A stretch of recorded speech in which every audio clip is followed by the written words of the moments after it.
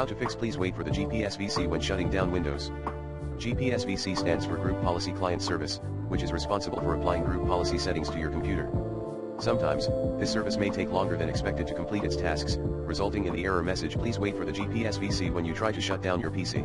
Thus, you can try to force shut down your PC by pressing and holding the power button for 10 seconds.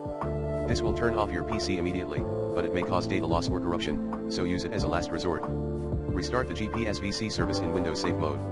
If you can access the Task Manager, you can try to restart the GPSVC service manually by opening the Services window and changing the startup type of the service to Automatic. This may help the service to run properly and avoid the error. Repair the GPSVC DLL file.